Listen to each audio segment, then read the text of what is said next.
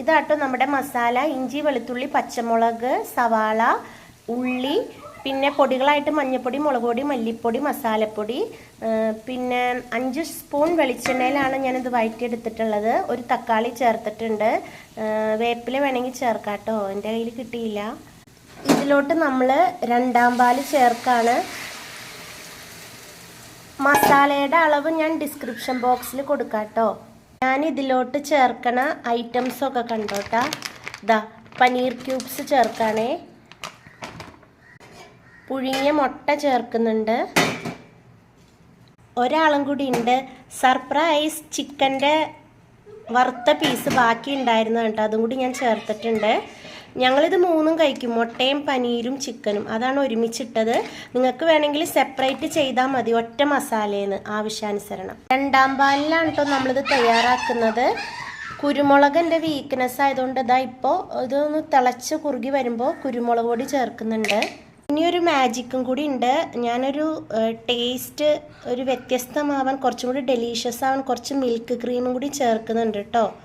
നിങ്ങൾക്ക് വേണേൽ ചേർത്താൽ മതി. എല്ലാം കൂടി ഞാൻ മിക്സ് ചെയ്യാണ് കേട്ടോ, പയ്യെ ഉടയാത്ത രീതിയിൽ. കുറച്ച് മിൽക്ക് ക്രീം, തേങ്ങക്കൊക്കെ ഇപ്പോൾ ഭയങ്കര വിലയാണ്, അപ്പോൾ ഞാൻ അതുകൊണ്ടാണ് മിൽക്ക് ചേർത്തിരിക്കുന്നത്. ക്രീമാണേ. പനീർ ഉണ്ടാക്കുമ്പോൾ മിൽക്ക് ക്രീം ചേർത്ത വെറൈറ്റി ടേസ്റ്റാണ്.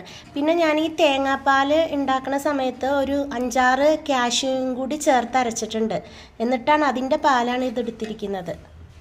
തിളച്ച് നന്നായി കുറുകി വരുമ്പോഴാണ് കേട്ടോ നമ്മൾ 1-ാം പാല് തലപ്പാൽ ചേർത്ത് ഒന്ന് ചൂടായി വരുമ്പോൾ തന്നെ നമ്മൾ ഇറക്കണം.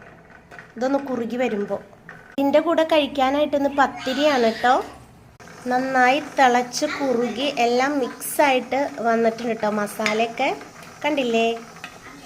ഇതാ നമ്മൾ തേങ്ങാപ്പാൽ ചേർക്കാണ്.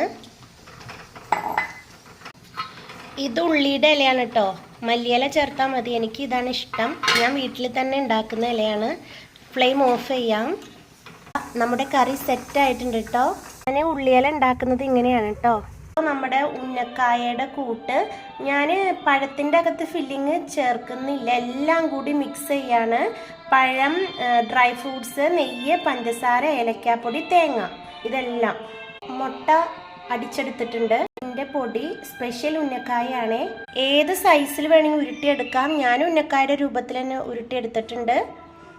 മുട്ടയിൽ മുക്കി ബ്രെഡിൻ്റെ പൊടിയിൽ ഉരുട്ടിയെടുക്കുന്നതാണ്. ഉന്നക്കായ ഇങ്ങനെ നേരിട്ട് ഉരുട്ടിയെടുത്തിട്ട് വെളിച്ചെണ്ണയിലിട്ട് വറക്കാം കേട്ടോ, അപ്പോഴും ടേസ്റ്റാണ്. ഞാൻ കുറച്ച് ക്രഞ്ചി ആവാൻ വേണ്ടിയിട്ടാണ് ബ്രെഡിൻ്റെ പൊടിയിൽ മുക്കിയേക്കുന്നത്. ഡയറക്റ്റ് വറുത്തെടുക്കുന്നതാണ്.